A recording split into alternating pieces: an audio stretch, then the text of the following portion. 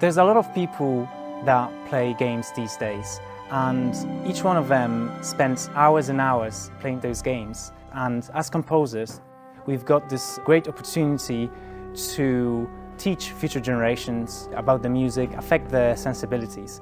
Therefore, I think it is important that the music in games is of the highest quality, and that includes recording with live musicians. So today we've been recording a suite from Smalland to put a spotlight on musicians from Midlands. One of the highlights of today has been actually, and slightly worrying parts of today, is having a composer sitting behind you throughout the whole day. But that was great to actually work with somebody on their music and sort of bring that out and to hear what he wanted from it, and actually to be able to respond to that as an orchestra was brilliant actually. Pav's got a really acute sense of detail.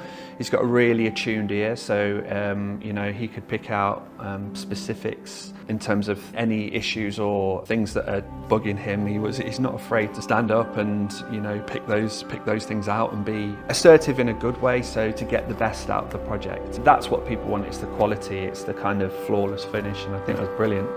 Being the generation that grew up with video games, you know, and seeing their evolution from way back in the ZX81, ZX Spectrum days of the 80s, you know, as a school kid, right up to now, and playing games with my kids.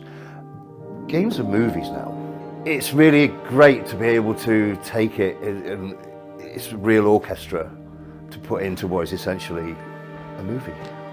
And that's how I approach this with the sound. It's like an orchestration for, you know, a Hollywood movie, really. The character is of the size of an ant, and he's going through this whimsical world where everything is bigger than him.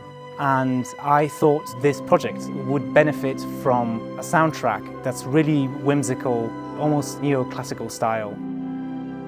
There's a very cinematic, large orchestra vibe to it. I do find influences of serious major composers from history. So I was just saying to the trumpets there, some of it's very Shostakovich. So it did break some of my mindset as to what this music could be about.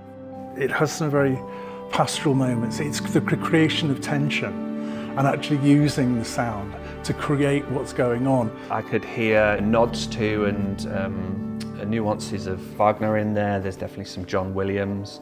I thought there was also some Bernard Herrmann in there as well. Nods to the Grand Masters, I would say, you know, the cinema and screen as we sort of know it. Having played quite a few recent contemporary pieces and recorded some with other orchestras, I think there's some really interesting and diverse music across the board. It's not just one style and he just goes with it for the rest of it. There's a multitude of styles that I really enjoy. There's a wide variety of influences, and it's great that a composer's listening to a wide palette before writing what comes to mind. I could hear the playing styles of the different instruments, not, you know, having to adapt to things that aren't necessarily in the real live world. So I think it's very, very ambitious and very well done, actually, very well written. I think he's got the best out of all the instruments in the orchestra, and the music we played today was, I thought, really, really well written for the instruments. So it was actually really satisfying music to play, really atmospheric, and really got a sense of sort of drama to it as well. It was really interesting to see his take on it and hear what he'd created. And it's a very high quality product, so I hope he's really pleased with it. And it was, I think it was called Surviving the Storm, and it was a very I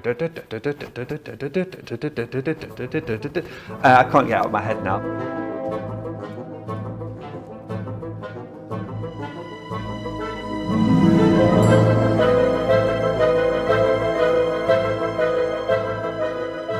He's a really good musician, and that's no doubt about that, but he's also really a workaholic. He works all the time, every hour of the day, and he's a perfectionist. And I think you can hear from his song, for his music. He's really passionate. He loves his job. We always try to make it better and always ask for our opinion, and yeah, he good with the team, yeah.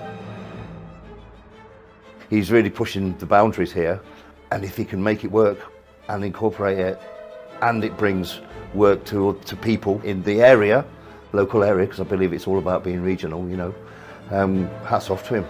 I applaud, and he has my full support and full attention.